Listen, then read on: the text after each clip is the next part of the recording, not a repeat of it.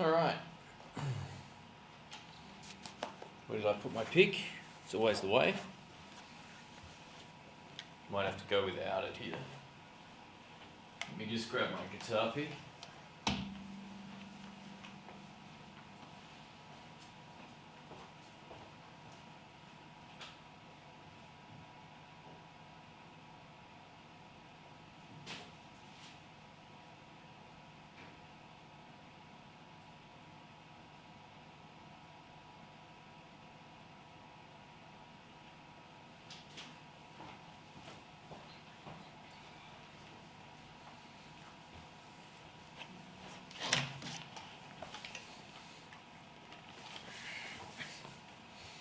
Howdy folks, I was enjoying this last night and a few people suggested I start doing some lick videos, so I thought, you know what, let's do these over the live stream and then people can ask some questions, all that kind of stuff. I got my new setup happening here. There's just one microphone and it's right there. I'm just plugged into the PV Bandit and I thought I'd go through maybe some of my go-to licks. So yeah, you know, we can take it from there, I suppose. So I guess I'll probably start with something that's not, maybe I should just start with something real easy. I don't know. Got a few people watching right now, so I'm monitoring the chat room over here. If you see me looking over here, I'm monitoring the live chat. There's a few people watching already, so feel free to say hi. Let me know if you can hear this alright too.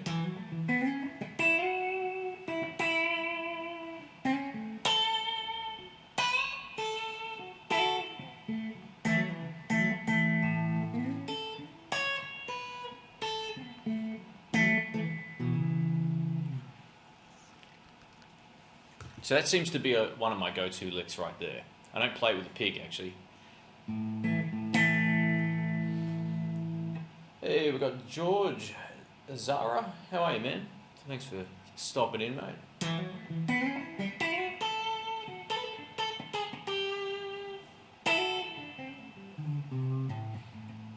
I've got so many of these like go-to licks that I know there's been a few that people want me to break down. And they're quite easy, so I thought maybe I could show you guys a few of those and then I could start playing something new. Alright, awesome. So, got Tele in here as well. I think that's how you pronounce it. Welcome, you can hear me okay, that's great. I've got my amp on a pretty low volume. I've got my acoustic guitar on the floor right here. Great place to leave it, of course. So if this doesn't sound as good as I was hoping, then yeah, we can go to the acoustic instead, or acoustic. It's an in-joke, don't worry about that. So I guess one of the blues licks you hear me play a lot is this.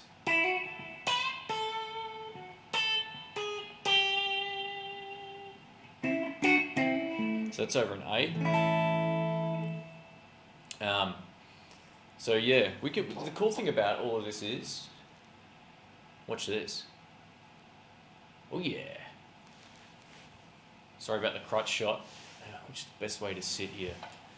And it's hard to do these sort of videos and not get a crutch in the shot. So I apologize for that. So maybe we can start there. This is a sort of like a what I would call a tasty lick, because you're getting out of this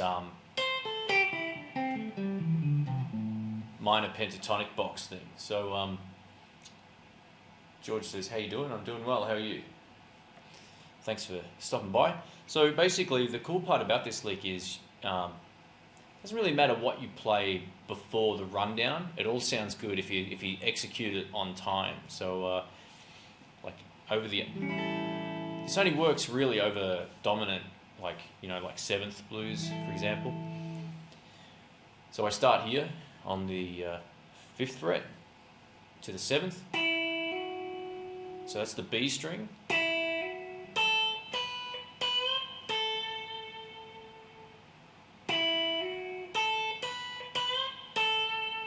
Then I hit this again.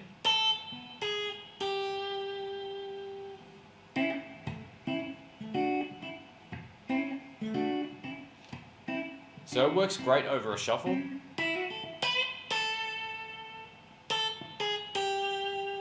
It's a good little lick. I got that from Chris Kane. It's Chris Kane with a C for Kane, and yeah, I've been getting lots of his licks lately. Another one you hear me play a lot is probably this one.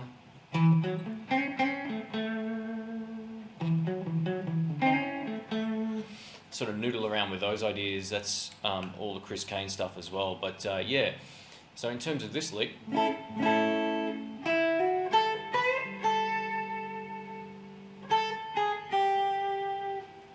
you can play with your fingers as well. I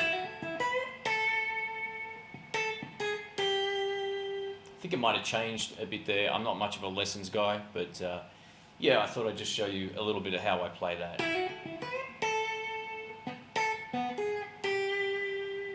So yeah, it works in any key for in B.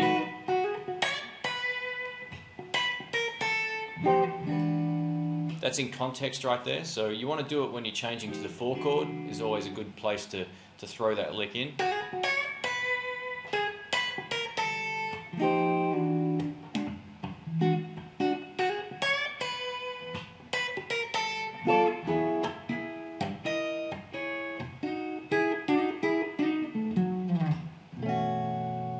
So that's just one. And the great thing about this, alright, so George asks, is that the blues scale or is that chromatic? Now, it's a bit of both. It's basically the minor major scale. Actually, what I'll do when I talk is maybe do this. So not everyone's looking at my groin. Sorry, folks. So yeah, like, the way I look at the major and minor scale, they're all the same notes, just your reference point is kind of different. So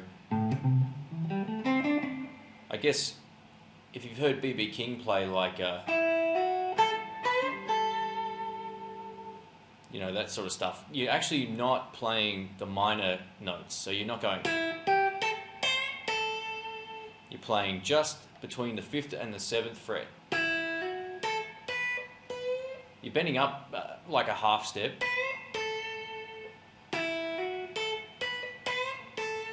Try not to like associate scales with how things sound. Go by how they sound and connect the dots. Like basically this, what I'm playing here is the major scale. Basically, if you were playing in like F sharp, it kind of is like the extended box of that.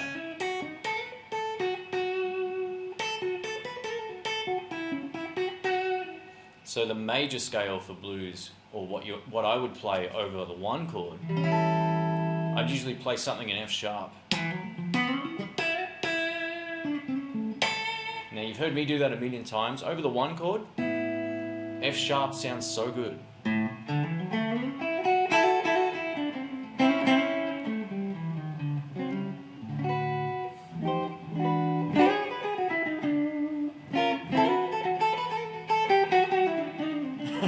So Reggie Tito says it's 5:30, man. You should stream a little later for us American blokes. This stream will be kept online, so when I'm finished, it'll be there. You can go back to sleep or back to whatever you need to do, go to work, whatever. I'm just going to try some different times of the day and see what happens, because I'm always streaming at the same time. And last night when I tested this stream for the first time with the new, well, the camera that I've always had, but I've hooked it up to the computer, basically more people got on when it was 2 a.m. my time, so I ended up staying around for a long time and didn't get any sleep. But yeah, so I'm just going to try a few different times, and I was motivated to give it a shot right now. So I thought, you know what, I'll test it out, and if I ditch this one or whatever, in the end we can always do another one. So we've got John, shout out from the Philippines. How are you, John? Alright, so basically for me, if you're in A, just go in A the whole evening here. So if we're in A, I like to play the major scale over that. Not always, but most of the time. I think, you know, and that's basically a lot of the notes that are in the F sharp scale.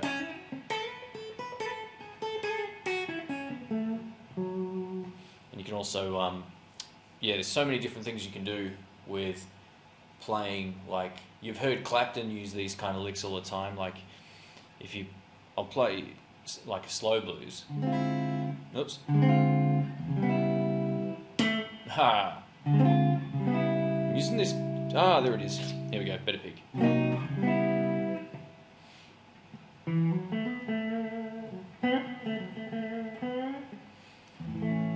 So over A, he's playing what would be considered F sharp minor pentatonic.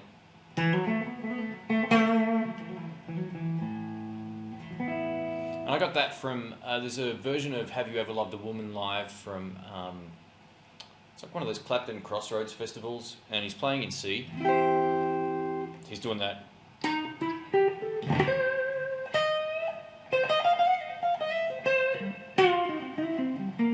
Then he goes, like, over the C, he's playing what would be considered A, because it's 3 frets back. You've heard me do that a million times, but I kind of mix it up. I do this one. Oh. Let's try that again. So you can use a lot of those little tricks between, you know, the C, for example, which I was just in then, and playing a lot of stuff in A. It all kind of works. You see me do this a lot as well. I play C that way, and then I always do this. I'm basically playing the minor tone of that, which is like the A minor. So 3 frets back again puts me in A minor. So if you play a C chord and you have trouble soloing in C because it doesn't quite sound right, then what you want to do, you want to play in A minor. It's a good starting point at least. Only thing is, when you start playing in major scales, you're resolving notes that you're used to playing, like just from knowing that if you're in C, like that's a C and that's a C and that's a C and that's a C. They all kind of, they're in different, like they'll be in different spots. So if you're used to resolving in a certain place, it's going to sound different if you are playing in an A minor, for example. You're going to have to pick a different note to land on sometimes because your reference points will be changed. It takes, I'm still getting my head around a lot of that stuff too, but it seems to definitely help. So I'll take some questions here. Thanks for showing us some stuff. That's from Hollis. No worries, man. You're welcome. I hear a lot of John Cafferty in your playing. Is he an influence of yours? Yeah, to some extent. Look, I think my biggest influence when I first started playing guitar was Clapton. I can play loads of his stuff, loads of his solos. I used to be able to play most of the Hyde Park stuff. I'm not going to say like identical, but I used to be able to capture a lot of the feel. And also some of his older stuff like 24 Nights. A lot of the slow blues stuff that I still play today, like I was playing before.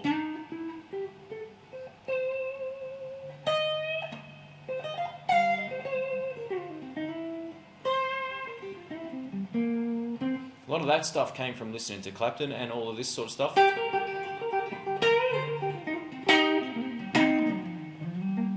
And sort of like... So I'd say Clapton was probably like the major influence on my playing. And Knopfler, like those two are the guys. Knopfler's stuff always went over my head for a long time, and it still kind of does. So I've learnt bits of it, and I'm still learning bits of it. I'm learning some new licks from his style of music as well. Another one I should show everybody too, which I play over just about every minor song that I put on my backing tracks, all that kind of stuff, is, say we're in A minor. You hear me go.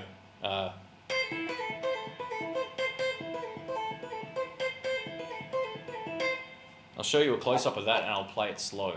So you've actually got to use your fingers, believe it or not. I don't play this with a pick. I can't play it with a pick.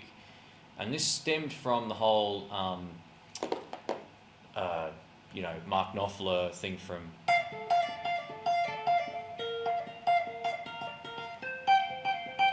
So it stemmed from that. So all I'm doing here, I'm like barring the B in the E string.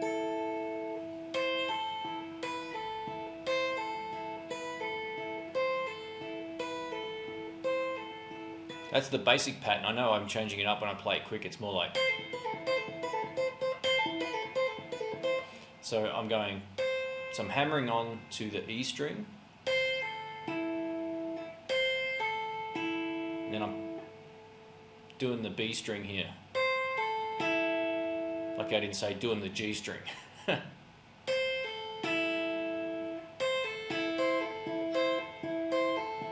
So I'd work on that to start with, just those ones.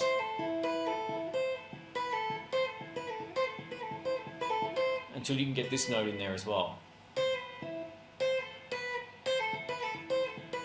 Now on its own it sounds kind of wrong. But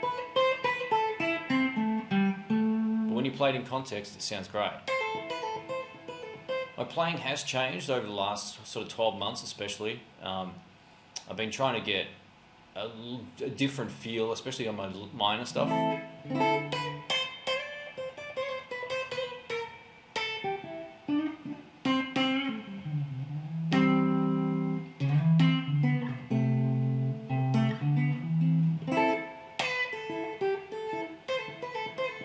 But that's a great little lick, and I just pulled that out of my ass one night when I was at a gig.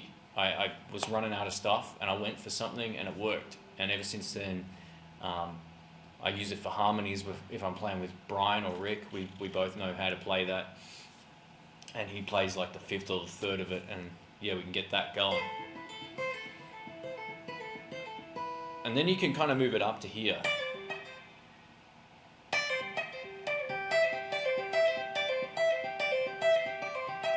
So you can move it around. So you're hearing all the mistakes now.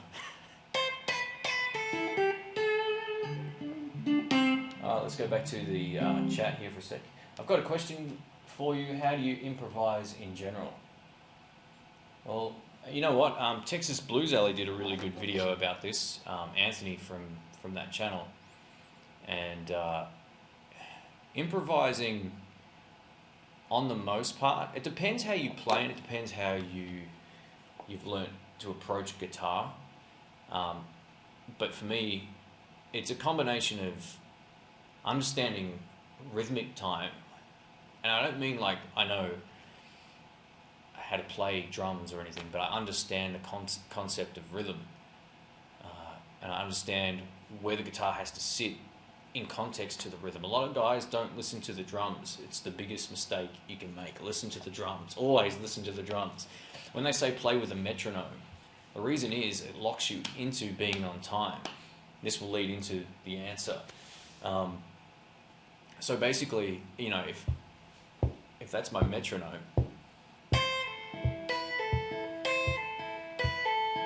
it's a little out of time. It's hard to watch everything here, but yeah. So you get the point. If you're playing in time, you got to understand where to play, and that just comes with practice as well as listening to where guys that you aspire to play like also put stuff. So I would suggest learning licks. Pick out whatever you can. Pick out, you know, simple licks, even if it's just,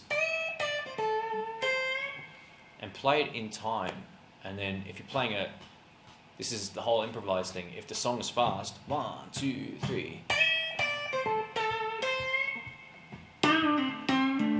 Or if it's slow,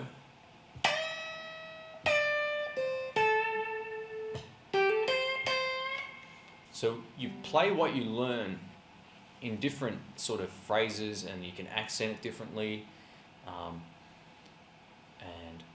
it all stems from having some sort of stuff in your bag. You can't just most people don't improvise without already knowing some licks. Another great thing to try to do too is maybe play some solos to some songs. Nothing wrong with doing that. It will teach you timing, it will teach you where the notes are, and it will also allow you to use those notes over something else, which is a huge thing. So if you're playing like, you know, this for example,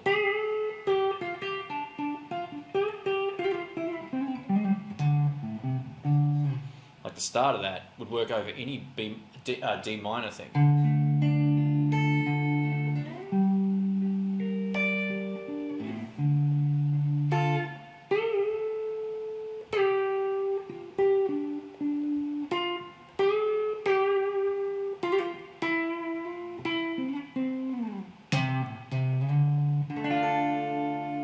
So you can slow things down, you can speed it up, you have a frame of reference to how to join some notes together, all that kind of thing. You don't just get up and go like, you know, and play stuff that's spewing out of your brain. There are some jazz guys that can do that, but for me, I don't. So a lot of what I play is based around things that I've learned over the years, things that I've wanted to learn. And you've got to put the time and effort into learning one lick at a time. There was a lick I started learning about a week ago, 2 weeks ago, I guess 2 weeks ago now. I haven't put as much time into it as what I would like. So I've got the concept of it. I'll try and play it. I'll butcher it because I haven't played it for a little while. But I think it was over A minor. No, see?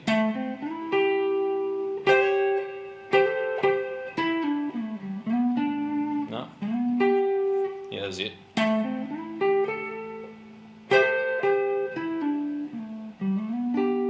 Man, I can't even remember it now. See? It's all about doing it until you get it right. And I clearly didn't get it right.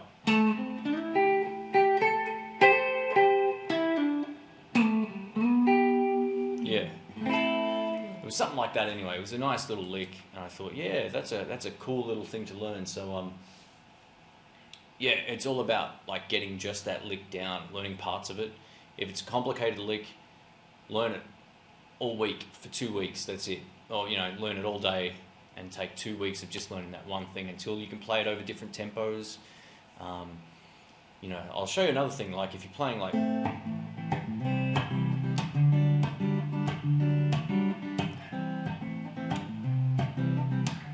you know, a song that's at that tempo, instead of something that's like this.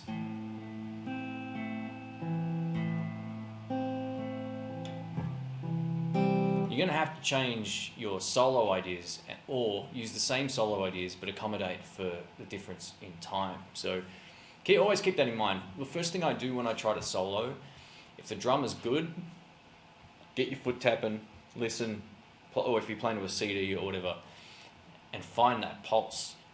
That's where your licks should sort of bounce between and over, because the guitar player can do more than just play on time. You can play like all these different time signatures, whether or not you know you're doing it or not. So, yeah, there's like 16th notes, you know, eighths, all that kind of stuff. So it's once you understand where the groove is and how many sort of sub grooves are within that's where you'll start improvising better. It all comes down to listening to the drums more than anything. Don't just listen to the guitar. It's not going to help you learn. So listen to where the drums are and definitely do that. All right, so Reggie says, love your channel. By the way, you're doing the world a favour. Hey, thanks, man. That's awesome. I appreciate that. I don't know how I'm doing it a favour, but, you know, can you please talk about how you use dynamics in your solos? Yeah, absolutely. That's a great one. I'm going to grab a quick drink here. I've got a 1.25 litre bottle of Pepsi. I thought if I'm couchless still until tomorrow morning when my couch turns up. So everything's out of this room apart from my TV and that, and the Bandit. So I don't want to put a glass on the floor right now. All right. So dynamics is what gives music its feel. That and execution and all that stuff that's like the soul of playing guitar. You know, when you see people going like,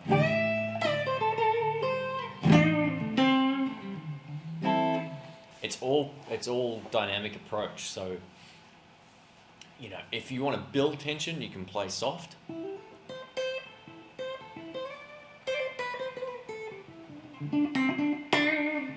And then every now and then,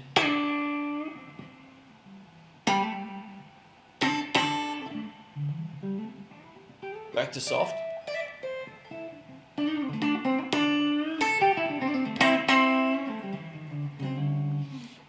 Excuse me, and then back to like hard. So dynamics controls, like playing dynamically will sort of give your playing a different dimension. The number one mistake I see all mediocre players or beginners make, same mistake I made as well, play every note like this.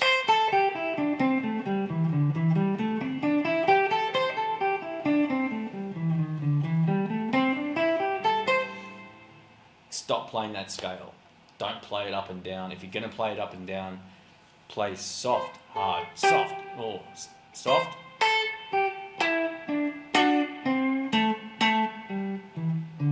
Get a feel for how the guitar's going to respond if you pick hard and soft as well. So for me, dynamics, it's all about the, you know, you can use your volume control. These wind the wrong way, but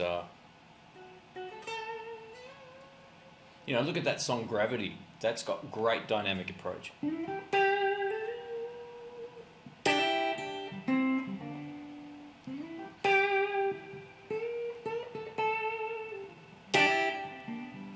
So yeah, that's not exactly it, but you get the feel like this whole part here. Man, you can play that a million different ways.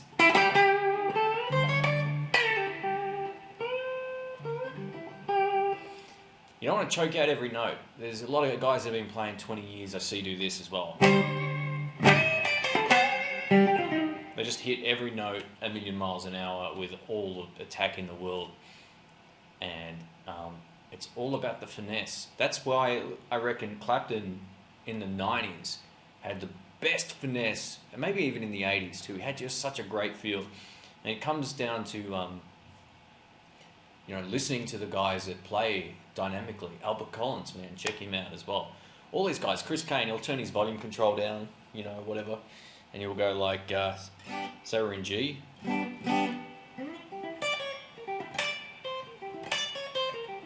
So as you can hear, he's just playing like, rather than playing it all at the same volume, he's playing like these three notes. Or he'll mix it up. So that's the whole thing dynamically, just to make certain accents of the solo, I guess, really jump out.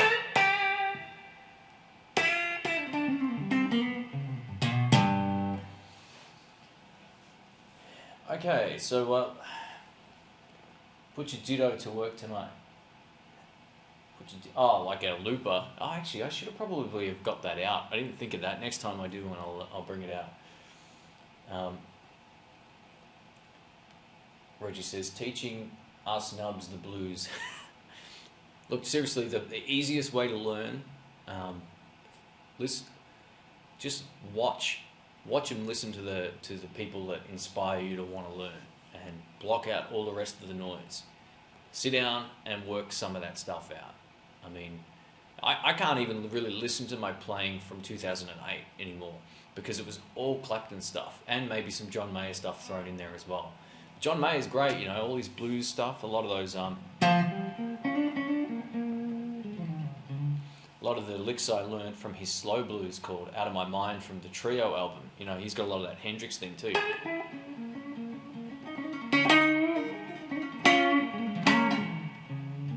So he's got a lot of that really cool mix of Stevie and Jimmy, but more melodic.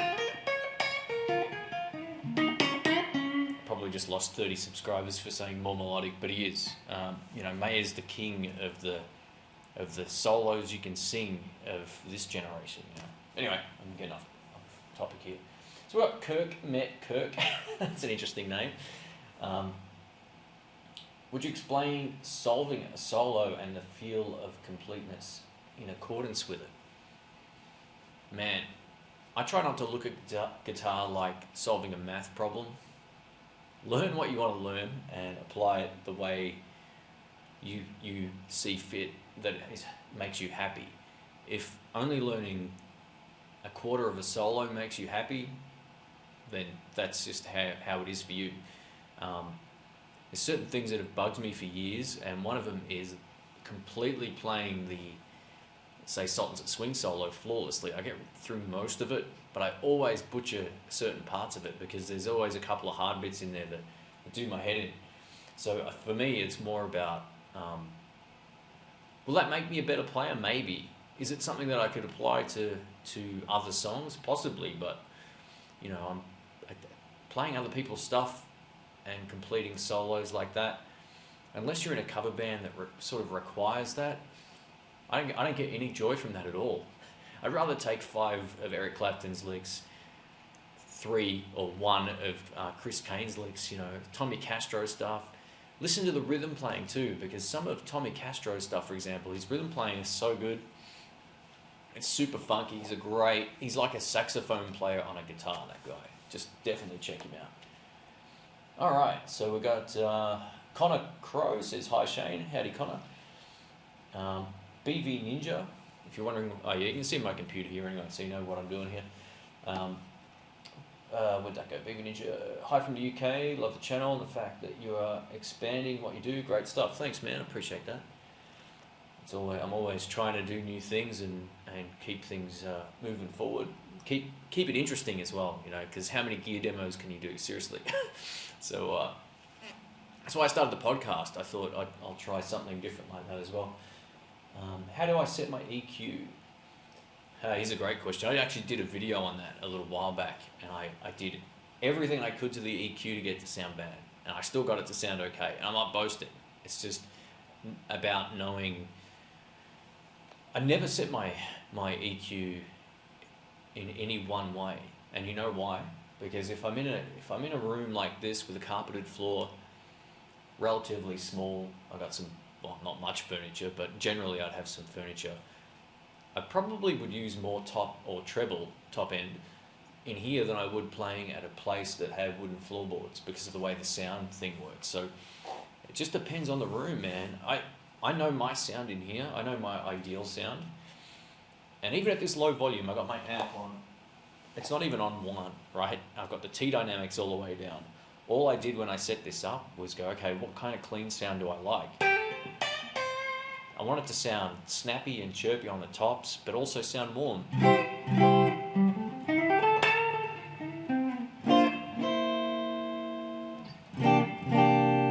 Sounds great. That's the sort of tone I would go for at any volume with this particular amp. So yeah, it's one of those things you just got to get.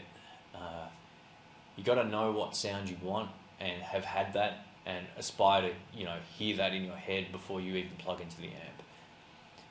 And I did this test with the Blues Junior a little while back, where basically, I messed with the treble. I turned the treble all the way down. I turned the bass all the way up. I got onto my bridge pickup to make, to actually get the tone that I wanted with no treble on the amp. So it's all about knowing your sound, knowing your guitar, and for the love of God, stay away from your tone controls. I wish guitars didn't have them. Tone controls on guitars are useless. Some people go, okay, what about this woman tone? Sounds crap. I don't like that at all. I mean, it can work in the right situation, but not when you've got an amp on 1 and you're at home. It's not going to sound good. So get all your tones and volumes, put them up to 10. Set your amp so it sounds good to you in that room. It might mean you've got to add more bass, less bass, more mids, more tops, more presence, less or more of whatever.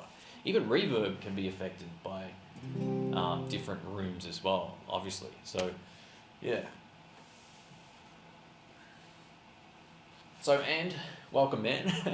He says you should live stream at these hours more often. All right, done. I can do that. Now that I've got this set up and I'm not restricted to using my webcam on my computer, this is so much better. I'm going to do this definitely a lot more. So Connor Crow asks, what are my top 3 favorite albums of all time? Ooh. All right. Definitely From the Cradle, Eric Clapton. Talking a lot about him tonight. You know he's retiring, by the way. He's got back problems, like severe back problems. So I think he's done. I think he's done touring, and I think he's going to still do some recordings, I think, but that's it. And I would say another one of mine would be Blood Sugar Sex Magic from Red Hot Chili Peppers. That might shock a few people. Albert King live in 1979.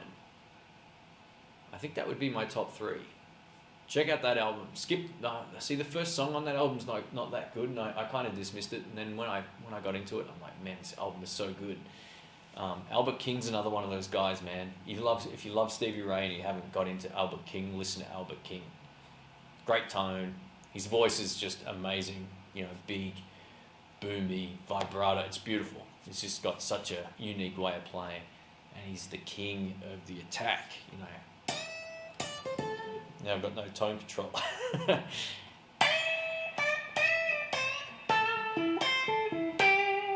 You know, a lot of all that Stevie stuff is Albert King stuff, for those who don't know. All right. So Jeff, Hebert? Sorry, man, I'm having trouble seeing that from here. Because the names are greyed out for some reason. They're harder to see from the distance here. I should just move it forward. Hey from Canada, what do you think of Reverend guitars? I think they're great. They play really well. Yeah, what can I say, man? I reviewed a few when I was at Jerry's. I actually bought one a while back, but I paid top dollar for it second hand, thinking it was made in the US. And not that it really mattered, but I was overseas at the time, and I wanted a US made guitar. And yeah, so I ended up swapping it over for the G&L, and I think I may have made a huge mistake with that. Not that they're bad guitars, but I just didn't bond with mine. Have you ever listened to Andy Timmons? Name sounds familiar. I'm pretty terrible with names, so if I saw or heard some of his stuff, possibly. The name does sound familiar, but yeah. Alright, so Ryan P says, could you please talk about playing over extended altered chords? Well, I don't know much about that sort of stuff, to be honest, man. Like, what I try to do is occasionally move with chords. You know, if I'm in a B and I go to like a minor, C-sharp minor, I'll tend to use a lot of the minor pentatonic stuff over chords. Brian, the guy that I just uploaded a video from, he's the king of just pulling out. He's like almost like a jazz country guy. He's not a country player by any means, but his approach is great, because what he'll do, as the song changes chords, he's all over it. He's moving with pretty much every chord change. It's pretty interesting to watch. I don't know how he thinks like that. I don't think like that at all. A lot of my stuff revolves around, I guess, major and minor. And also, if there's a minor chord somewhere in there, then I'll go for a different sort of pass, especially over slow minor blues. You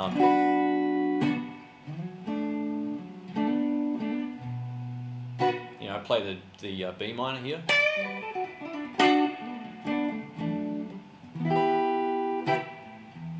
Say we're going up to the F sharp.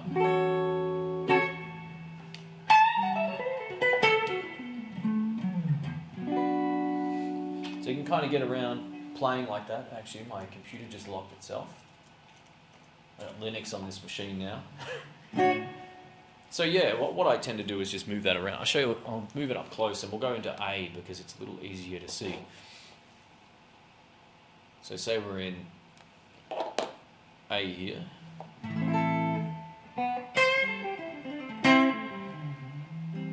There's no rules. You can also play over the D. But I don't think that sounds as nice as what it does over the 5 chord, being the E minor.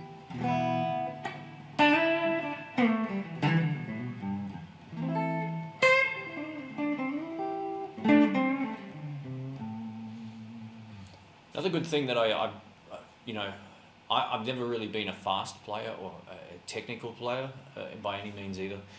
So a lot of what I do, I try to play with feel, and feel is a combination of all that stuff, dynamics, what we were talking about earlier, but also I have a nice vibrato that just doesn't go all the time. Look, no one likes the sound of that, so don't play it like that. Try finesse. Try to play, a bend with a bit of vibrato on it as well.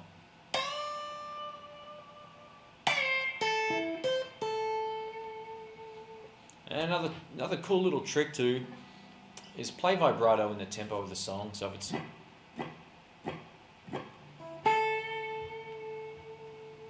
you don't always have to go double. You don't always have to double time it.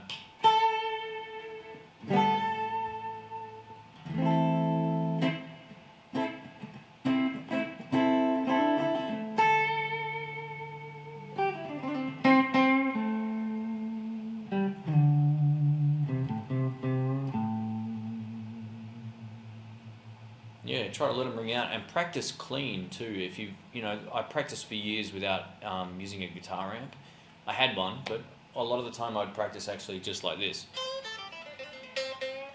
And I try to get it to sound clean, and I try to get sustain even without being plugged in. So you're just hearing the electric guitar acoustically, or you're not hearing it. And when you turn up,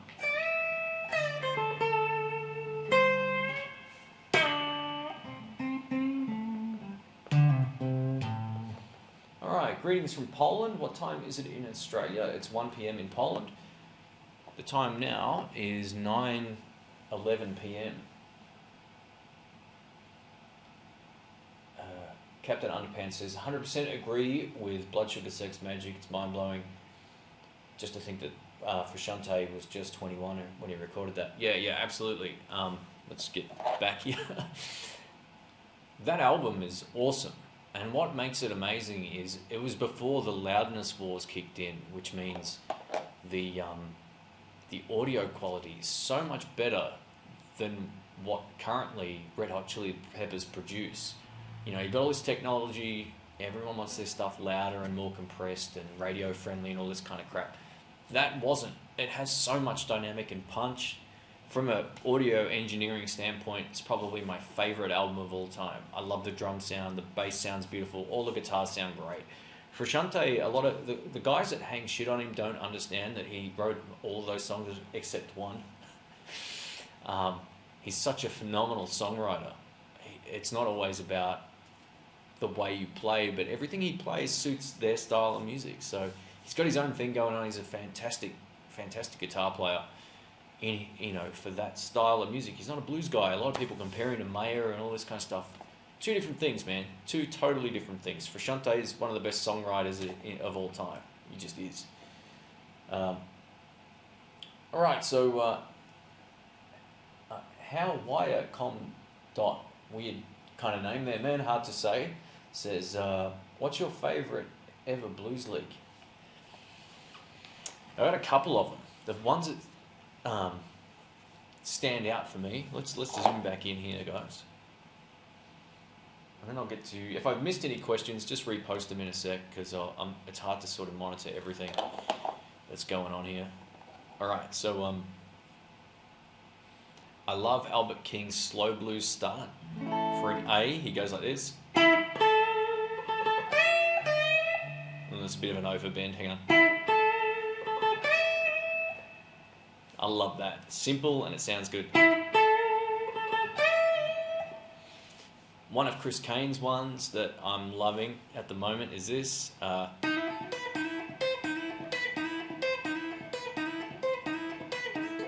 then he goes...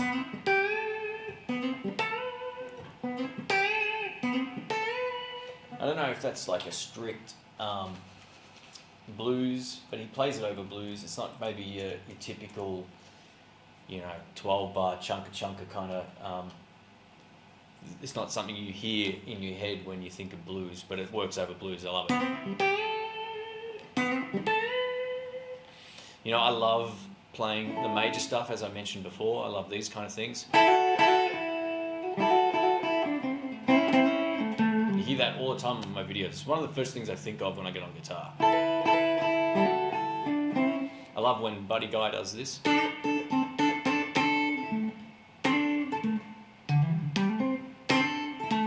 So that sort of stuff's really cool. I love the sound of that. T-Bone Walker is another one of my favourites.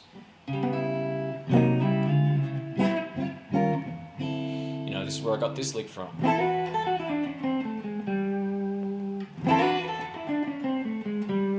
So you play that over the, you can play that over the changes, like here.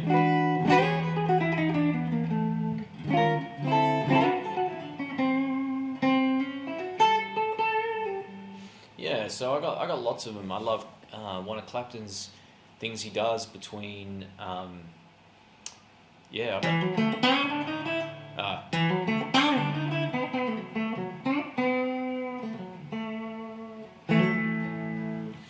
I don't know. I got millions of licks that I like. I like this one from Freddie King. Robert Cray's got a couple that I really love. You know, there's boatloads of them. I don't even know where to start, to be honest. Oh, you got 2 remote controls. That's where the other one is. All right. So Mick Do 1. Hey Shane. Excuse me, guys. Just bought myself a 1988 USA 62 reissue Strat. Very nice, man. Is it green? What color did you get? Because yeah, they're great guitars, man. Oh, 60s. No, it might be Sunburst, actually. Might be Sunburst.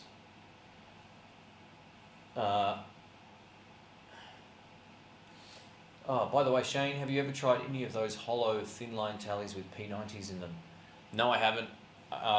Being a lefty, I haven't had a chance to really try any of those. I know they're made in Japan now. There are some Fender ones. Oh no, they've got the humbuckers in them. So no, I haven't. That would be the short answer. I'd like to though, because P90s are just awesome.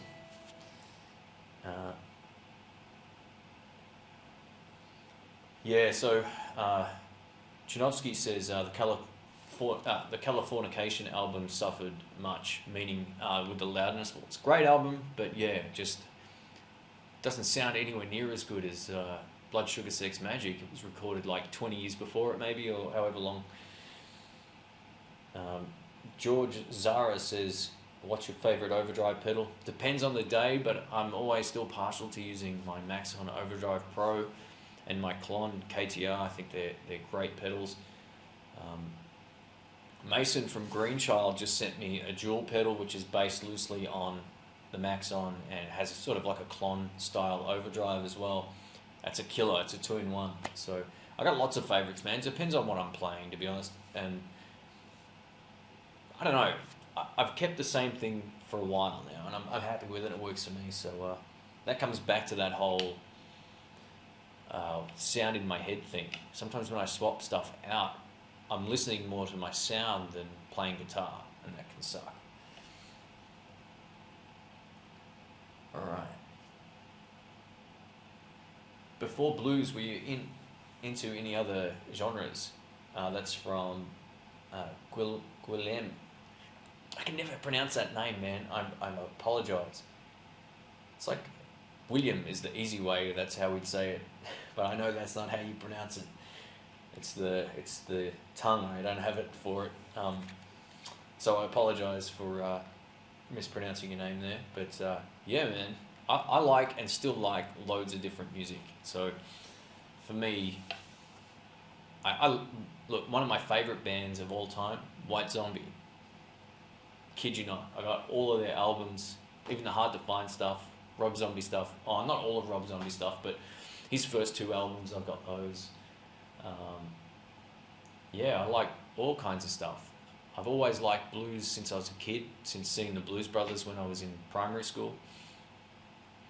But yeah, I used to listen to punk, man. Pennywise and Bad Religion were probably my favourite sort of punk band back in the day. Greg Graffin, the lead singer, is a lecturer. I think he's like a doctor or something.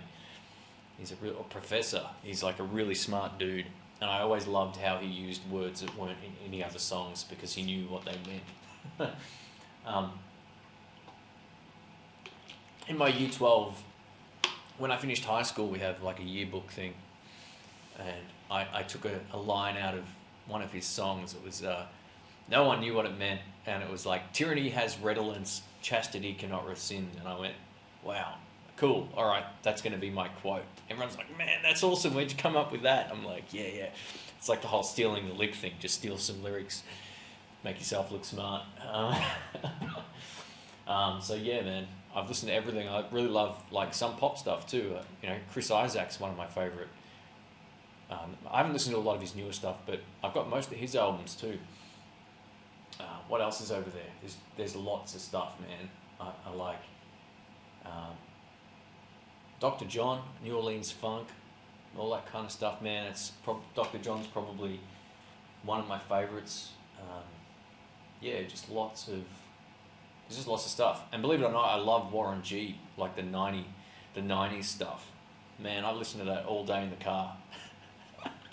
It's pretty funny and slightly embarrassing to admit that, but yeah, man, a lot of the stuff I listen to now is somewhat based in blues, but I'll still chuck on White Zombie every now and then, man. Rock out to Thunder Kiss 65. I love that stuff.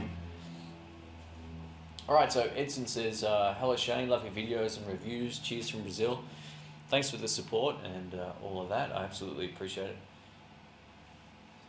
Guilherme. Yeah, there you go. Yeah, so Reggie, thanks for that, man. I knew I was pronouncing that wrong.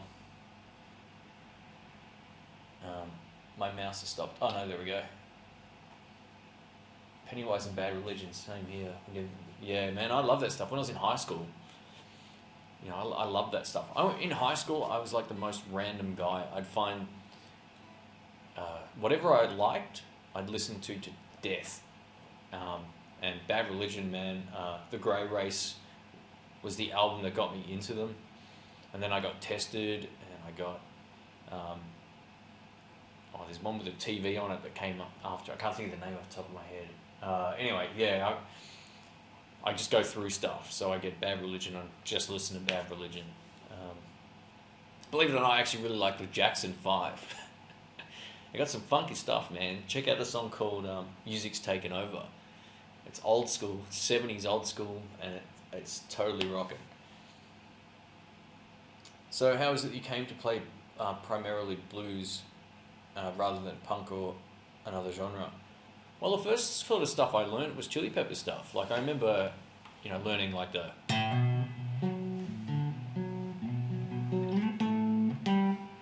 That was butchered. Oh man, it's been a long time. Lucky I can't play it, thanks to the copyright thing anyway. But yeah, like I learned some of that stuff. But when I heard blues and saw it actually, like, all of us, the song that really turned me around and made me want to learn guitar was Sultans of Swing. I always liked how they would, you know, he'd sing something and then he'd play something, and there was always that space. There was like, you know, you could sing and you could play. And then the more I listened to blues stuff, even John Lee Hooker stuff was one of my first guys that got me into playing blues, and not so much John Lee Hooker's guitar playing. I loved the vibe of the music, you know, all those boogies like. And then you'd have some other guy like doing all the stuff, and I was like, this is really cool. There's something in there that I really like, and I didn't know what it was, but when I heard Sultans of Swing, I was like, I think this is what I enjoy, like this whole play guitar, sing thing. I kind of get it. And then, you know, you go into the blues thing, go in the blues, and you know, that's what they do. You know, B.B. King. I started with all the mainstream guys, man. B.B. King, Eric Clapton, Robert Cray. I'd been listening to that stuff, and then when I was living in Michigan and I heard From the Cradle in a car, I was like, I could not believe that was Eric Clapton. Listen to the first song, Blues Before Sunrise, and yeah, you'll shake your head, man. He's singing his absolute arse off. And I thought, man, if, you know, maybe I could do something like this. I'll never have the voice for it, obviously, but yeah, I like that whole singing and playing thing. And then, you know, you get sucked into the world of blues, and people are giving you albums. You know, you've got a few friends in that like the same sort of stuff. You share music. You used to share music legally. And yeah, I got into it from there, man. So From the Cradle was like the catalyst for me in terms of going, okay, I've always, you know, I listen to blues and I enjoy it. Now I want to play it and I want to make it sound like that. That was, you know, I didn't know Muddy Waters. I didn't know any of those other guys that these songs were taken from, Freddie King, all those dudes. I didn't know anything about those. All I knew was I liked what I heard, and that was the sort of sound I went for. And I understood early on not to solo over the singer. So, you know, someone's, you know, dun, dun, dun, dun, dun, dun. Dun, dun, dun, dun. Dun, dun, dun, dun. Dun, dun, dun, dun. that lick from the start if anyone's still watching. So yeah, I always really liked the space in blues, and that's what kind of got me into funk. Funk, James Brown, man. I listen to all random stuff too. Back in when I was younger, Chemical Brothers, Fatboy Slim. I appreciate just about every style of music. Can't play it and don't aspire to play a lot of it. I only practice and learn what it is I've always wanted to practice and learn, and I've applied that to all aspects of my life, I guess, in some ways. I love computers. I don't love everything about computers, but I learn what it is I want to learn about it. So anyway, it's kind of off topic, but take the same approach with your guitar playing. Go, okay, this is what I want to sound like. How do I get to here? And what are the basic fundamental steps I can take to get to where I want to get to? If you're not sure about where you want to be musically, what CD would you put on when you're, when you're at home? If the answer is stuff like the Eagles or whatever, then learn that stuff. Learn the songs that that make you want to learn, or make you want to play, I should say. Shane, what about the importance of target notes, passing notes, rest in spaces, and breaths within solos? So yeah, look, that's all kind of what I was sort of talking about before. Like, what you hear determines. This is the funny thing about music. I've got albums I've had for 20 years, and I'll put them on now, and I'll hear things in playing that I never heard, and I've been listening to the albums for years. And that's what's cool about music. So you're never going to understand or get everything really quickly. You're not going to definitely. You're always evolving and learning, and even when you go back to certain things, if I hear things I was playing 10 years ago, it's very different to what I was playing now. Even though over the course, if you've been watching me for that long, you might not notice that things change. But when I go back and listen to a lot of my old stuff, sometimes simple is better. So I don't think you need to necessarily overcomplicate it with a lot of passing notes and stuff. And but in blues, passing notes work really well, and that's what I was kind of getting at with some of the stuff early on in this live stream as well. Reggie says, do I like jazz? I like Miles Davis, George Benson. I like New Orleans jazz. That's probably my favorite. One of my favorite videos on YouTube is Herb Ellis and what's the other guy's name? Herb. Anyway, type in Herb Ellis. He's a dude who looks like he's out of the Microsoft convention from 1985, like before Windows 95, actually, 1995. And I can't think of the other dude's name. Anyway, there's two guys playing. One looks like a hippie, and he's thin and younger, and Herb Ellis just rips. So check out Herb Ellis, man. That guy's a monster player. Alright, so Pavel says, hey man, greetings from Slovakia. Glad to see you mentioned Mark Knopfler and Eric Clapton. These are my heroes. Great vids, thanks. No worries, man. I'm sure Eric's many blues players' hero. There's a lot of guys that don't like him because they think he's too simple. But there's a reason he's been, I think, as successful. Look at B.B. King, man. I mean, other than his great voice and totally awesome vibe that he had and all that kind of stuff, his playing was relatively simple. And I think, some people belittle that if they think they're too smart for blues. But you can be as smart as you want on guitar and not relate to anyone that's listening. Or you can play stuff that people feel. And I think Knopfler and Clapton, all these guys have had that ability to connect to audiences, whether they're musicians or not. So, I know where that came from, but thanks. Benson is great. Yeah, I learnt a couple of his licks from, his easy licks, I should say, from YouTube. Those. Oh.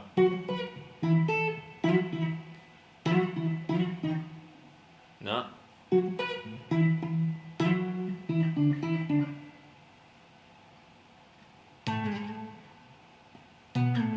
See, I struggle. I'm getting it now.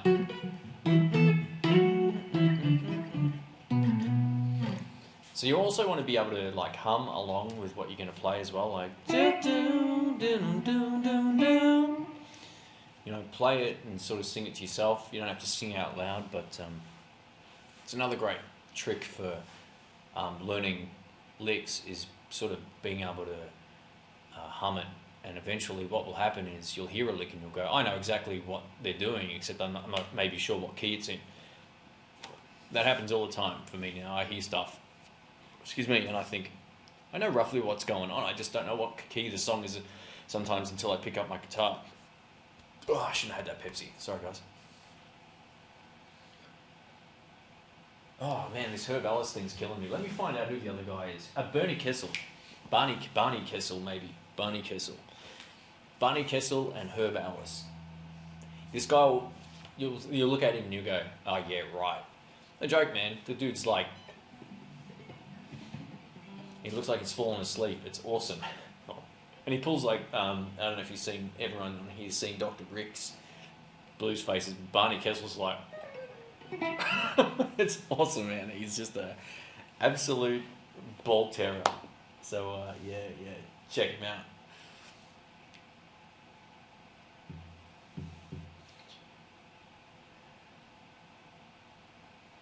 Okay, so Schwanky Pants Gaming says, hey, what's up? I just saw your video on Chinese and Japanese Gibson copies. So that'd be the Tokai guitars I think you're talking about. I just picked up, and maybe it's the one with Alex, I'm not too sure. I just picked up a Tempo Les Paul for 400 and it was great to see a video on the subject. Yeah, that's a good point because, you know, this thing was way overpriced, but, I'm not overpriced. Actually, I got it for a bargain considering what they're actually worth, but the Japanese stuff is as good as it gets.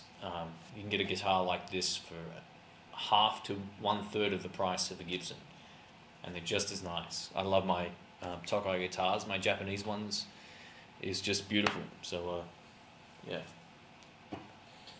All right, let me see what I've missed here in the comments. If I've missed any questions, guys, I'll spend a moment and keep my eye on it, and just feel free to re-ask them, is what I'm getting at. And what I'll do, I'll grab my acoustic.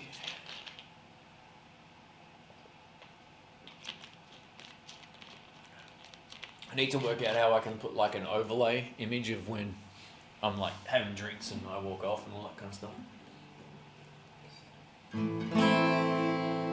Ugh. She's out of... Oh, actually this has got a tuner built in, hasn't it?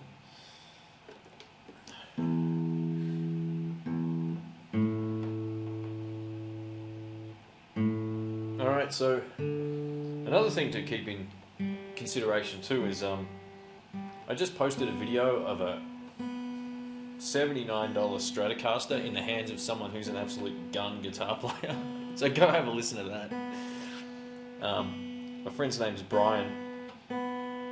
We play together a bit with his band and jam nights and all that kind of stuff. He lives around the corner actually, so it was handy having him come over to help with that video. And yeah, go check him out. He's playing a $79 guitar. It's unbelievable. And he's one of those guys that give him any guitar, and this is a great example of that. I actually would love to do a proper video with him about, you know, is it the hands or the gear kind of thing. So George says, nice axe, man. I love that pick guard, and it's big. Yeah, this thing's a beast. No, I'm just kidding. Yeah, it's got two outputs here, so you can use it as an electric guitar. Actually, you know what? I'm going to do that. I don't know which one's which, actually. Stereo Nano Mag. I think it's this one. You can use this particular pickup works as like what a solid body electric guitar pickup would have. So you can use it without it getting any feedback, basically.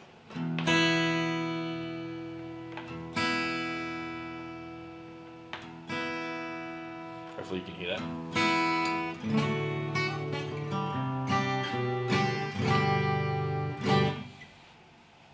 So yeah, I got this for just recording basically, and I've still got the same strings that were on there when I bought it.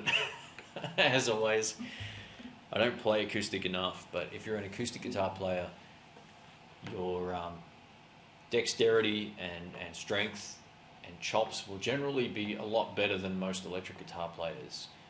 Or if I sat here and I practiced all my licks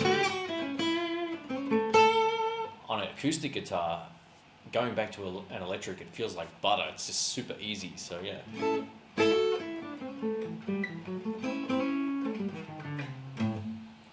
All right. So Balu, I'm not too sure how to pronounce it. Says, ever thought about doing an acoustic blind test? That would be really fun. Do you mean like an acoustic?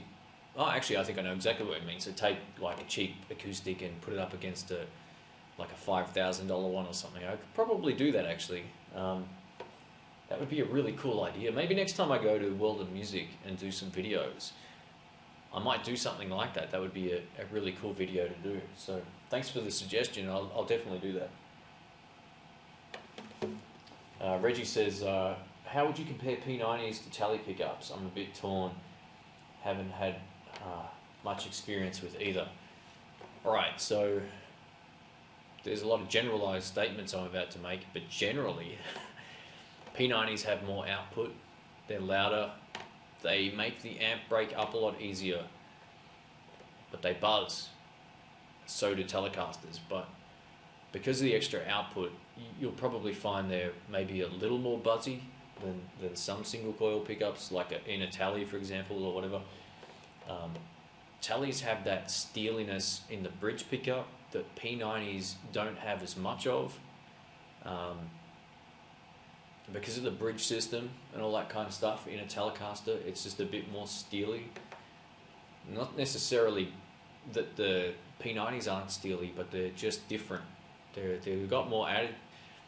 I don't know, it's hard to explain. It's like the Teles may be more tops, whereas the P90s may be a little more mellower on the top end, but has more, it just punches out like nobody's business. So P90s are awesome. They're so underrated, and they're kind of making a bit of a cool comeback. You know, a lot of guys are definitely using them more. So like that guitar, that electric guitar down there, P90s was the missing link for me, I think, in terms of tone. It was the only sound I didn't really have. I had one of these kind of guitars years ago that didn't play anywhere near as nice as this. It was a studio model, but it had a few issues that I just got rid of it. The pickups were loose, and anyway, it was a mess. But P90 bridges sound great. They're kind of steely. Oh.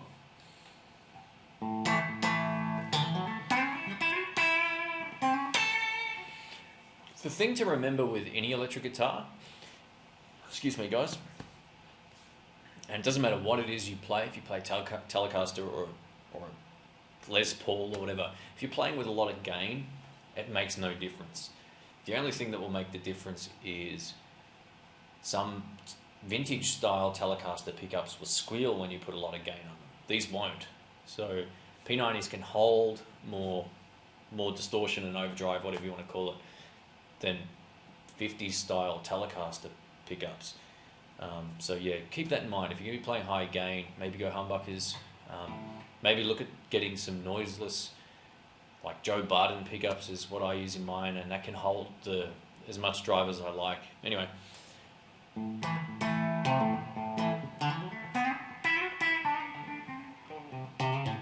So Ryan P says, how do other instruments influence how you phrase your solos? That's what any guitar solo you should be thinking about when you play. Like I said earlier,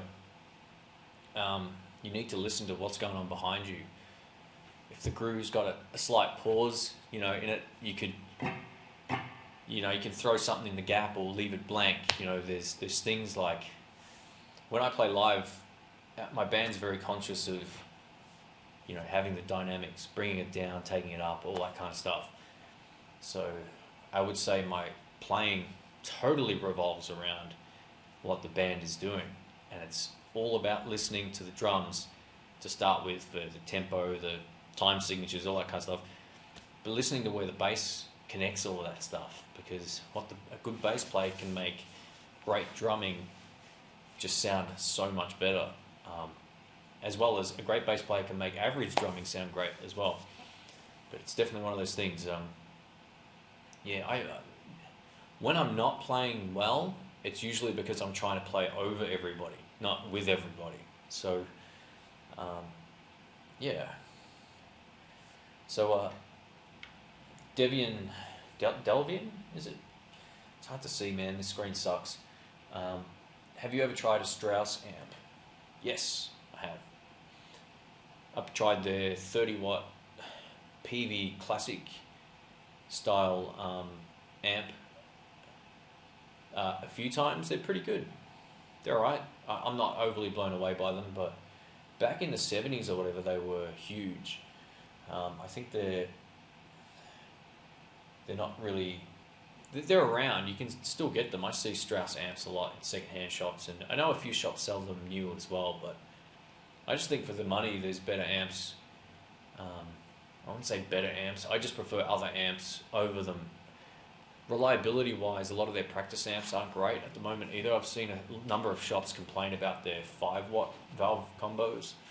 They kind of, you play a note down low and it will fart out and make really bad noises. It's not all of them, but look, back in the old days, Strauss were really popular and they were probably making really great stuff.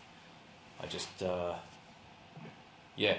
can't comment really on them, because the only one I've really tested recently was the 5-watt combo that didn't work properly, and my friend's got one of the 30-watt single 12 combos, which is good. Like, it's a good amp, just not like mind-blowing, but I'd compare it to a PV Classic. If you like PV Classics, Classic 30s, all that kind of stuff, you're definitely going to dig it. It's just not my sound. I'm more of a Fender guy, or a PV Bandit guy.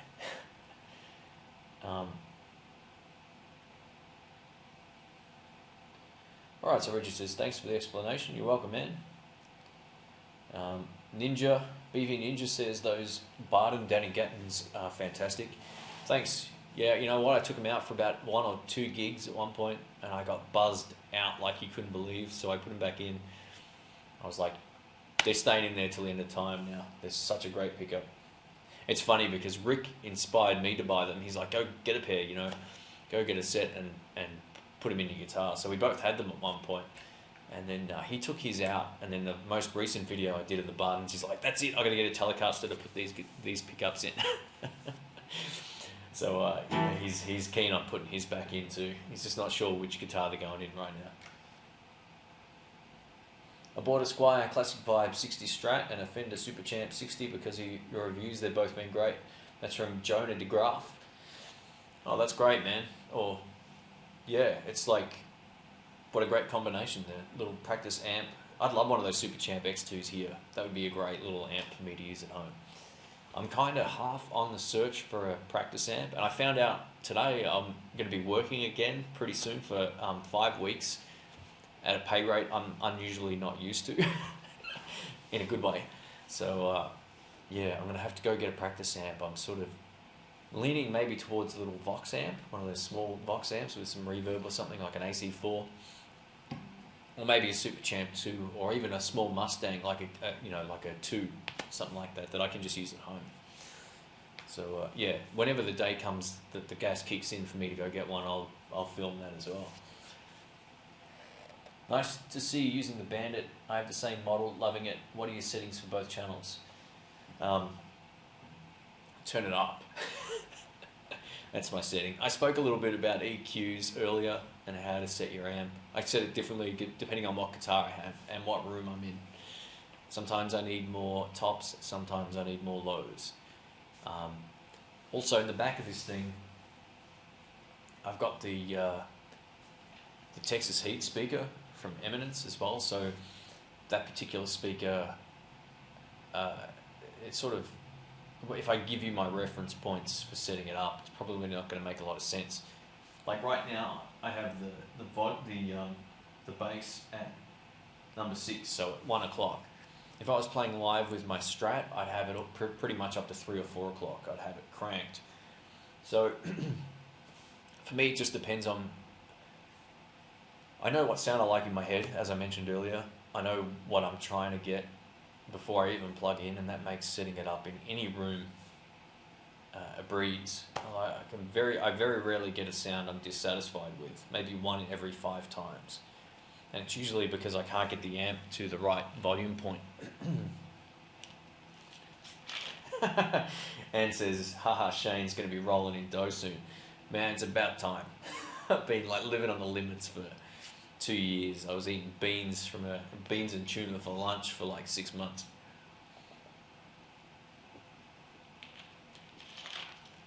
Oh, it's like a short-term contract where I used to work, and yeah, it's fine. I'm looking forward to it, to be honest. I just picked up a purple AC4C1 as a practice amp. Have another Princeton and deluxe reverbs, but wanted something a little more compact and bare bones. That's from Joel Pickett. Joel, what do you think of the AC4C1? I really loved it when I was messing around with it at the shop.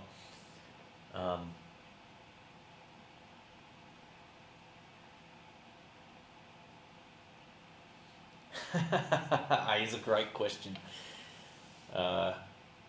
Here's a great question. Have you seen John Mayer performing with the Grateful Dead? What do you think about his new PRS sound? I think it sucks. It's the worst tone I've heard in so long. Like, he was like one of the big tone nerds. I keep looking here. I should be looking here. Sorry. Mayer's like one of the, he had one of the best iconic tones of all time. His Strat and 2-rock thing and Dumbles and all that kind of stuff worked great. Now that he's got his PRS and PRS amps, it sounds like shit. There's no way John Mayer be watching this, but if he is, it's one of the most lackluster tones I've ever heard, dude. You gotta do something. His playing's always off the planet, like great player. He's just got this fizzy, cheap sounding tone that I don't like at all. It's like the exact opposite of what I would think of when I think John Mayer. What do I think of? I think of big, luscious, round, full kind of sounds, not fizzy, solid state. I say solid state in like a negative connotation. Like those PRS amps are crap. I don't know, man. I don't really think much of it. So yeah, nothing but brutal, hard, stone cold honesty now. Alright, so Razor Jimmy says, Shane, what are your thoughts on Joyo amps of all prices? I haven't tried all of them, so I can't comment on like their higher gain ones and all that stuff, but when I first saw the Beale Street demo go up, someone out of China did the demo, I think China or Japan or something. Oh, maybe not, it could be the States. It was an Asian guy anyway, he could play his ass off, and it sounded really, really great. So yeah, I just haven't tried them in person. I don't see that sort of stuff around.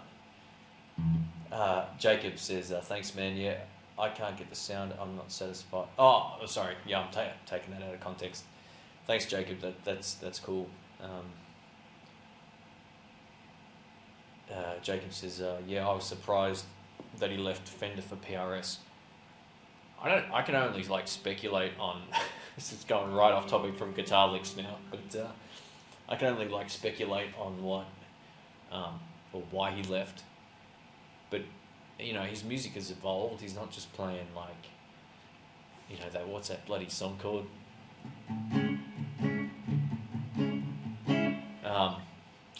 Bodies of Wonderland or whatever. He's not just playing that.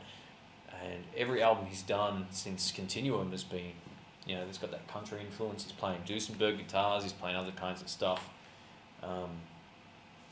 Maybe Fender only wanted him to play Fender guitars. Maybe it was something like that, and he just cracked the shits. Said, you know what? No. Who knows? I don't know what the story was. Maybe they weren't paying him enough. He only got $4 million instead of $5. I don't know what the problem was, but yeah, his new tone sucks. I'm sorry to say it. It just doesn't make me want to listen to it. Does it suit the music? Maybe, but I don't like it.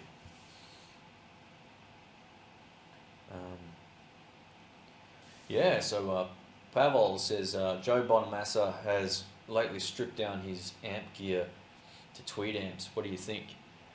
Give it time. He's such a gear whore.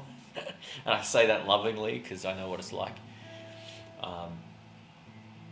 Yeah, look, I don't know. He's had some ridiculous collection. It's probably a good thing for him just to get rid of it all and free up a lot of space and get a lot of, he probably would earn a lot of money selling a lot of that sort of stuff. Greg Koch put up a video of him playing a particular amp that only he had and only Joe had. So now someone else has that amplifier as well. So I think it's healthy not to have too much stuff, but at the same time, if that's what you're into and that's your pastime or whatever, I can't really talk. I got a cupboard full of pedals. I got 8 guitars now. But every now and then I like to sort of get rid of stuff and keep what I essentially need. And maybe Joe's just going through a stage of, well, maybe I only play 3 or 4 guitars, and maybe he's just at a point where he goes, all right, who else did that? Robin Ford did that. He went from having this Dumble God tone playing through a Fender Tweed. So I don't know, maybe there's something at a certain point in your life you go, you know what, maybe I don't need all of this stuff, and maybe the simple tone is where it's at. So yeah, it's interesting. It's an interesting sort of mindset. I'd like to hear him. He's probably done some commentary on. Oops, hang on. I got to turn off the screensaver. He's probably spoken about why he's done it. I haven't heard anything about it. I haven't really researched it or anything. I'm not a huge fan of Joe Bonamassa, but at the same time I like some of his stuff. But I'm in no means like a huge fan. I just like his playing.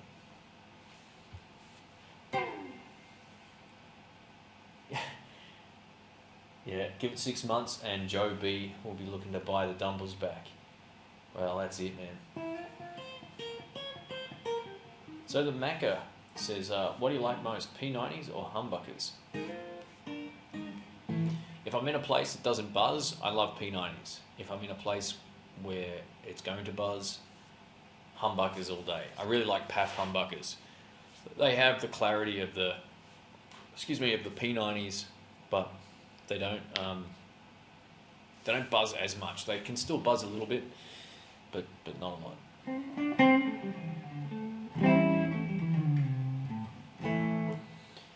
What's a good overdrive for a Vox mid-hump in an AC10? Try Tube Screamer. Seriously. There's a video I did with Rick on my AC15, and the best pedal for it was, I think it was what pedal was it? An Ibanez modded Tube Screamer TS9. It just killed it. It sounded all day like, what's that band's name? It slipped my mind. Anyway, it was Bohemian Rhapsody, all that sort of stuff. It was that tone. It was killer. Anyway, sorry guys, I can't think of the name of the band. See, I'm terrible with names. Alright, so have I tried the Wamplet Tumnus pedal? Is that how you pronounce that? Tumnus? I think that's the one that's like the clon. No, but it's another clone. I'm sure it'll do exactly the same thing as all the other clones. Alright, cool. So anyone who's just joining or has just joined the stream, this started out as a guitar lesson, then it went into concepts, and then it went into talking about John Mayer's new tone. Queen! God. Yeah, man, I couldn't think of it to save myself. I'm visualizing the bloody album cover and the name's just blurred. It's like, great. What's your experience with neighbours and guitar amps? Yeah, I always think like it's best to practice without an amp on. I've only got it on now, so it sounds better over this one microphone I got here. But yeah, just unplug and play if you've got neighbours that annoy you. There's other ways you can practice too. I've got one of these other things you can plug in. It's a little headphone amp thing by Vox, or it's a Vox styled amp thing, and you put your headphones on, you can rock out that way. It's frustrating not to be able to turn up and make noise. I'm in a place like that at the moment, but I don't think anyone's upstairs right now, so I kind of get away with it. I've got to time these things.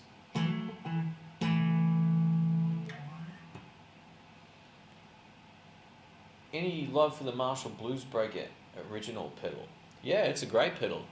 I did a demo of it actually maybe 5 years ago, maybe longer, maybe less. I can't really remember. I had a friend who lent me one. Yeah, it would have been about 5 years ago.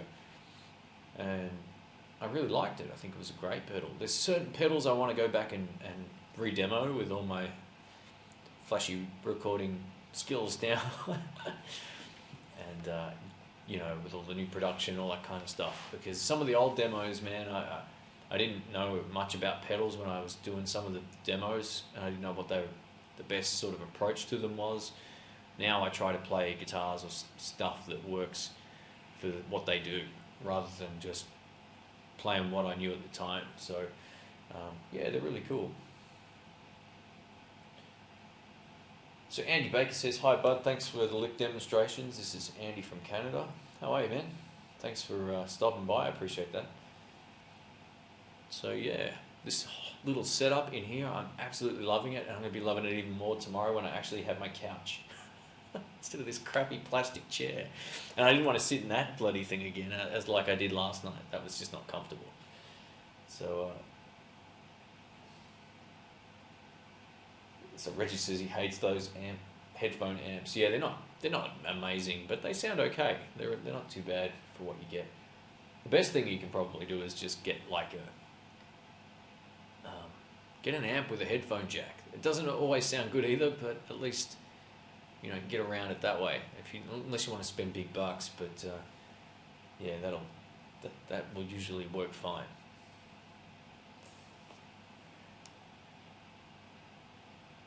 I'm going to keep bugging you to try the Vox Pathfinder 15R. So they're great amps. I've actually tried them a few times. That's one of the practice amps I have. Well, not that I own, but that I was thinking of buying. The reverb sounds great. The cleans are very, very just beautiful. And yeah, I'd like a little amp I could just leave in here, and that I could sort of turn up to maybe 2 or 3 rather than like -1. I literally have the Peavies just on right now, and it's still louder than my voice.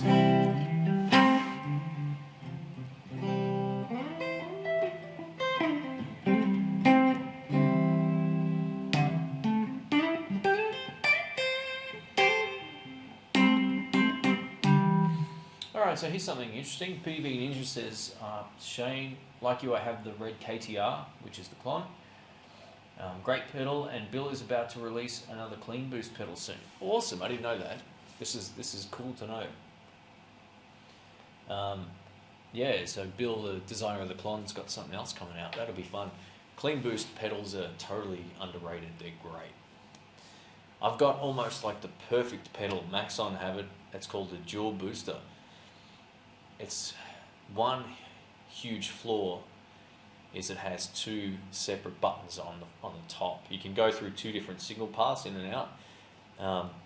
It should have just had one button that did both. But anyway, there, yeah, getting to the point. Clean boost totally rock. So I'd love to find out more about that. So thanks for the info. The Yamaha THX compact amps are great for low volume practicing. I'm going to try these out. I might actually go down tomorrow. Once my sofa turns up early enough, I got to go buy some work clothes so I can look like a corporate wanker again. And I might stop by the music store. Excuse me. I'm choking on my own stupidity. And excuse me, sorry guys. And yeah, I might check out the Yamaha practice amps. I'll check out the Vox 15R, because I played one of those before and I nearly walked home with it. Another great practice amp, which I always forget about, is by Tech 21. They have a little trademark 15. I think it's like got an 8-inch speaker in it. Thing sounds amazing. So yeah. Joel says, "What are your thoughts?" Actually, Joseph, says, maybe try Blackstar. Yeah, the Blackstar tube amps are pretty good. They're just a bit, what's the word? they're more gain than I would like, but the top end's a bit weird for me. In the 5 watt amp that I tried, that was a 5 or 15. I think it was a 5 watt amp. Actually, no, I'm mistaken. Sorry, that was a different brand. One of the best practice amps was a 2 by either 8 or 10 inch. It might have been 8s. It was grey Black Star amp, and it was awesome. I liked it so much more than the Blues Junior, for example. So PV Viper sounds alright through headphones. Yeah, I don't really know much about the PV Viper stuff. I don't want to spend much on a practice amp. It's just be something that I only use in this room or in my other room where I do the recordings, all that kind of stuff. A couple of $100. I don't want to spend any more than that.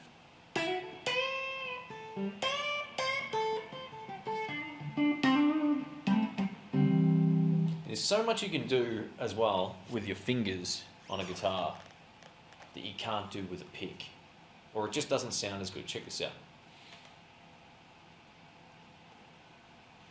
How's this? Technology, man. Hopefully this looks alright, guys. So this is one of those Dragon Hearts picks because I love it, but I can't find my chicken picks. It must be my other gene, sort of pair of genes. So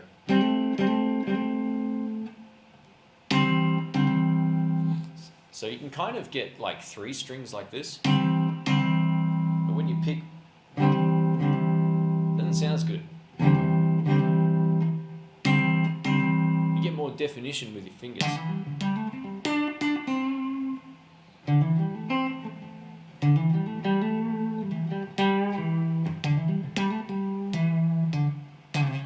don't have to get more definition, but you get more options, especially for doing stuff like.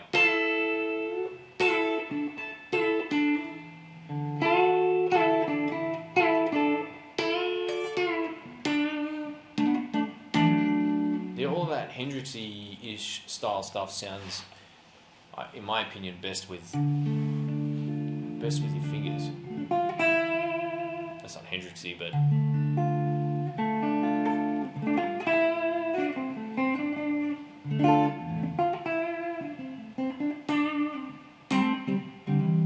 I was watching this video on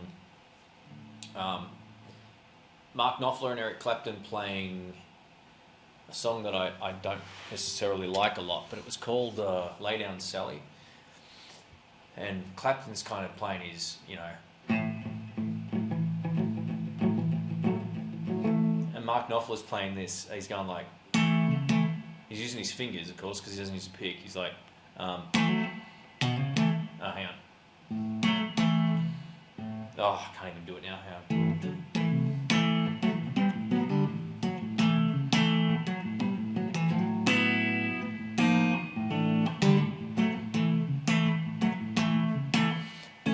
Being able to pick like the other strings rather than just going like on these, that still sounds alright, but when you've got the option of using your fingers, you can kind of get more tones out of the those up picks. I don't know if I can play that with just a pick. No, you can't.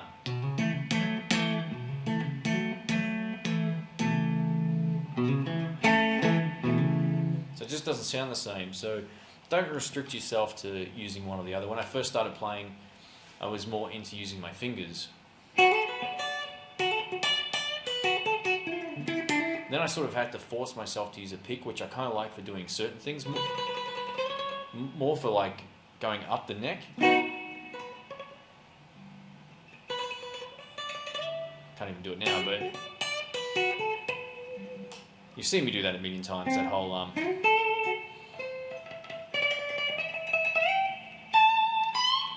yeah, there's certain things with a pick that I like. I'm trying not to be too loud as well right now, but yeah, well, let's get on this angle here. Let's see if this works better. Does that look any better?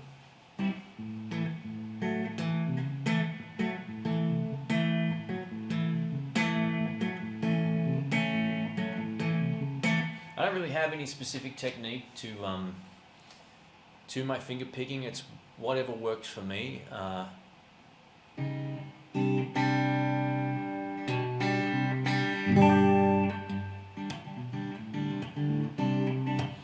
got that percussive style off a friend of mine. His name was Dean. He's the king of being able to play rhythmically, like keeping this going.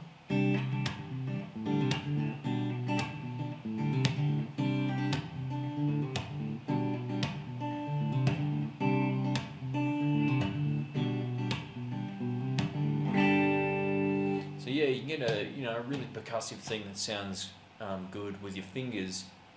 You can't always get with playing a pick. It just doesn't have that same.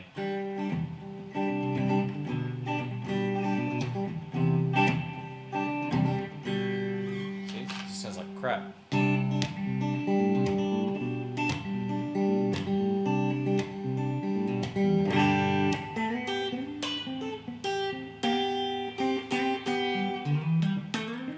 Yeah.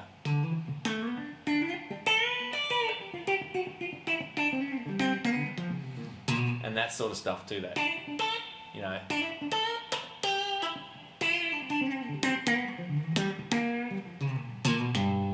It's all bad technique on this hand, but it seems to work for me. So I was watching a Knopfler instructional video that he did, that actually Knopfler did, and he was talking about how he approaches playing rhythm guitar, and man, it is just awesome. Check this out. I can't do it at all, so let's see if we can get in a position where this works. All right. So this hand here, the rhythm hand, he goes 6 4 5 4 6 4. Sorry, 6 4 5 4 6 4 5 4. Just doing that without even playing any chords is so hard. I can't even get the coordination to do it, but he's like, that's his thing. Once he gets 6 4 5 4 6 4 5 4 6, once he gets that going, that's where all of his songs come from.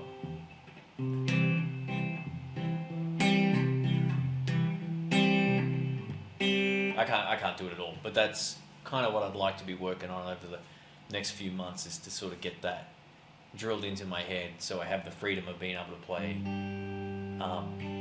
more melodically, I guess, with the chords, rather than just playing them percussively, which still sounds nice. But anyway, he's on a talk show. Anyway, you can find the video on YouTube. Type in Mark Knopfler lesson or something, and it comes up with him on some TV show talking about his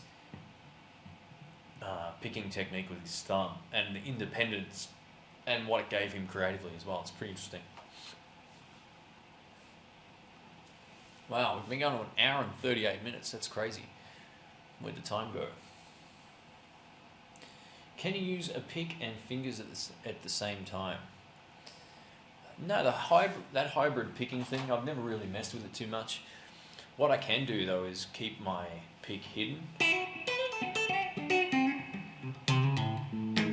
so I can sort of break it out when I need it.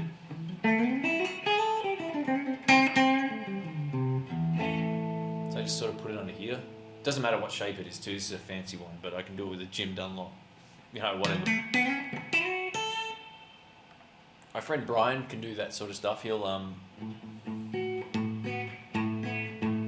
play it, the hybrid sort of thing. I've just never worked at it. It's not something that I've ever done. If I'm going to do that sort of stuff, I just use my fingers.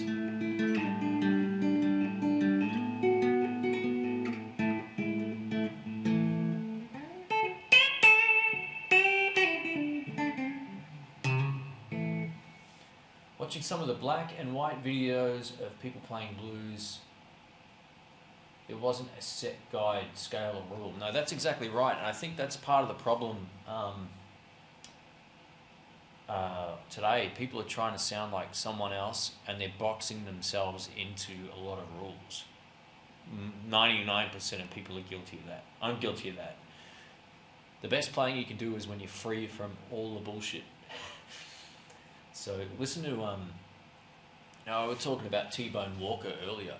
Guy was so ahead of his time, man. Like playing, his own mix of jazz and blues and just great stuff. So what did I miss here? Here's a question I've never thought of. Actually, I have thought of it. Do you cut your fingernails to suit your playing? I just keep them short. I don't have any weird little fingernail that comes up, 4 or 5 inches from my finger. I don't worry about any of that. The longer my nails are, the harder it is for me to play, and that's the way it is. Whether it's acoustic or what, I need to have short nails. If you have a lot of energy drinks, like what I allegedly do, the vitamin D and some of the vitamins that are in those drinks, or if you have multivitamins, all that kind of stuff, makes your fingernails grow a lot faster. Get on Red Bull for 2 weeks. Watch how fast your fingernails grow, or V or whatever. So yeah, I just keep them short. I don't. Yeah, and no, they're not. I don't use nail polish. It's just the lighting, man. I got this big ass light. Yeah, there you go. This is the hand shot. It looks a little grainy. I've got the setting on the camera a little bit down from where I had it last night, just to make sure it didn't glitch. But no, I just keep them short. So I hope you're enjoying this new live stream, rather than doing the webcam one, which I'm still going to do, where other people can join in, of course. I'm going to do this whenever I feel the urge or whatever to have a chat with people, or have a jam, or show people some stuff, or show people some tricks, whatever. Razor says, my nails on my right hand are all like mini picks. It gives me a bright, clear tone. Well, that's cool, man. It's like I said earlier, it's all about what works for you. So don't worry about what other people say in terms of what's best. My percussive style might not be technically right, but it might feel good, and that's what comes down.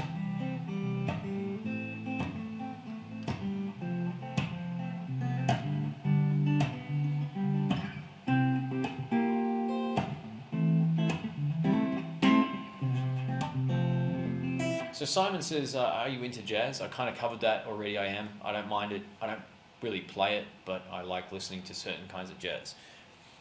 Miles Davis, New Orleans jazz, Herb Ellis, if I'm watching him on YouTube, is a gun. George Benson.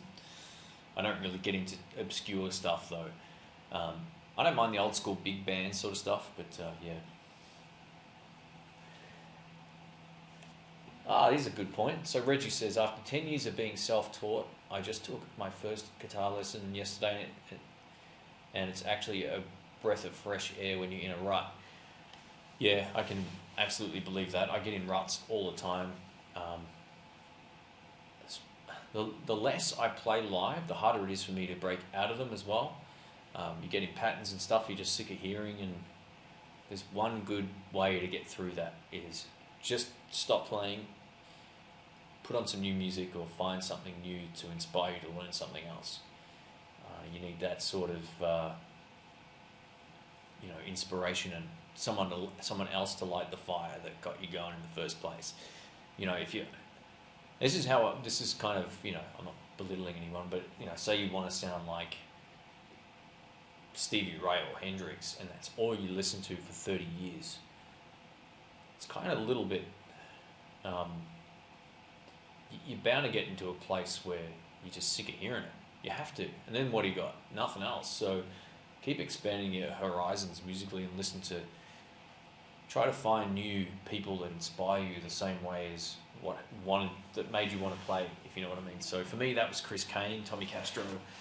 Those were the guys that really got me going again in playing guitar, because I was just so sick of hearing the stuff I'd learned in my playing, and I was just over it. So Robert is in the chat. He says, sorry I'm late. Scotty Moore going on in here. I'm not sure what that means. So Joel Watson posts a picture of a ghost. Not sure what's going on there, but anyway, cool. I must have missed some stuff here, but I appreciate everyone hanging around. And if you've got any last questions or whatever, or things you want to say, let me know, as long as they're not offensive. And yeah, I'll answer any questions. Or if you want me to show you a lick or anything, whatever, let me know. No pressure either way, because it's getting to that point now where I might pull the pin. So, as in, I want to get to bed a bit earlier tonight. I was up till 3, 4 o'clock last night.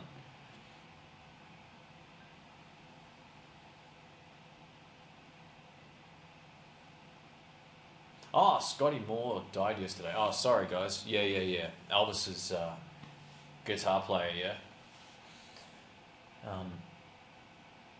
It's funny when YouTube recommends other videos. Supposedly there was this homeless guy called like Julian or something like that, or James or something like that. He had a name with a J. Anyway, this dude with a beard died, and this all came up, I think, after, or it became more searched for online. Anyway, this is an irrelevant story for everybody. There's this homeless guy with a beard that they found, and they did a DNA test, and they reckon it was Elvis. And it was on the news. So I don't know who thinks he's. They said Elvis is dead, but he only died like 4 years ago. This is from some FBI files thing that I found on the weird end of, or weird corner of YouTube, I think they call it. So yeah, but anyway, yeah, Scotty Moore, man. There's lots of videos of him playing, and yeah, so it's another sad day for musos. I know a lot of guys in the older generation, looked up to him. There's no doubt about it.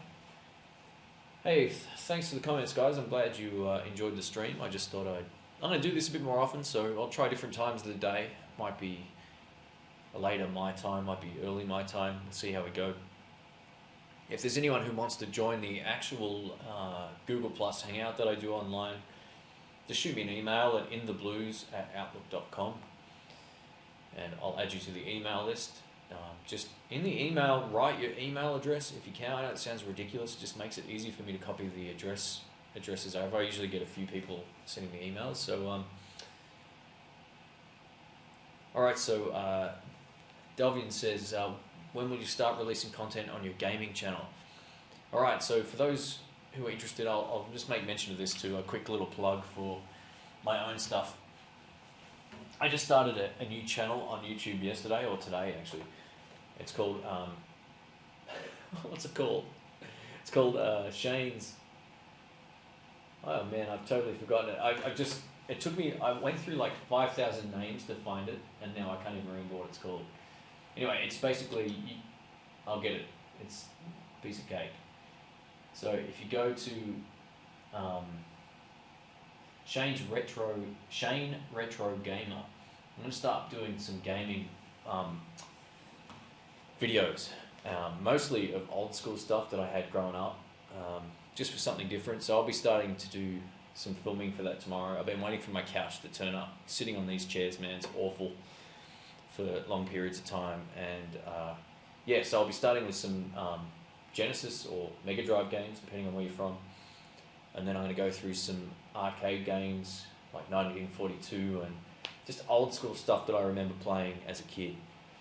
So yeah, I had all the systems. I've been into gaming for a long time. I'm not just doing it because it's popular. I'm doing it because it's what I've done for years. Anyone who knows me knows I've been a big into gaming as well as guitar. More so in guitar the last sort of 10 years, but I still play games quite a lot. So yeah, except for Guitar Hero.